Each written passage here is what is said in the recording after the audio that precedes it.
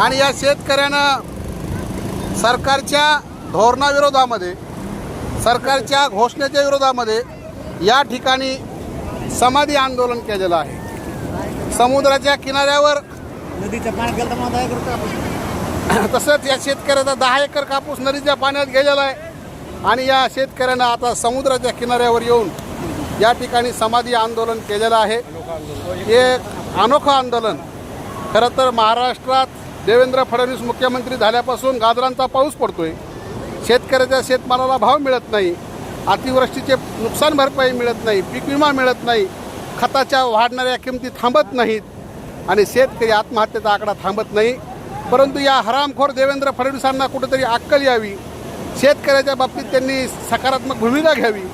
या आंदोलनाचा शेतकऱ्याच्या प्रश्नावर गांभीर्याने सरकारने विचार करावा हा एकमेव हेतू असून शेतकऱ्याला त्या ठिकाणी सरसकट कर्जमाफी द्यावी, शेतकऱ्यांचा सरसकट पीक विमा द्यावा आदी मागण्यासाठी या शेतकऱ्यांना या ठिकाणी हे अनोखं समाधी आंदोलन केलेलं आहे।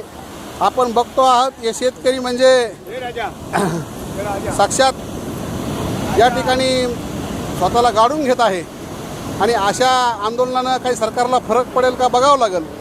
कारण गेंड्याच्या कातडीचं सरकार आहे, नपुसक सरकार आहे। खरं तर देवेंद्र फडणवीसाला नपुसक म्हणणं नपुसक लोकांचा अवमान केल्यासारखं होईल, परंतु खरं तर हे सरकार आता शेतकऱ्याच्या मुळावर उठलेलं आहे। निजामी सरकार म्हणणं चुकीचं आहे, कारण निजामाला सुद्धा भावना होत्या, निजामानं सुद्धा अमानुषपणे शेतकऱ्याचा कधी छळ केलेला नाही। जाती धर्माच्या नावाखाली मतं घेऊन त्या ठिकाणी शेतकऱ्याला लुबाडण्याचं आणि सर्वसामान्य जनतेला लुबाडण्याचं काम देवेंद्र फडणवीसांनी केलेलं आहे आणि या देवेंद्र फडणवीस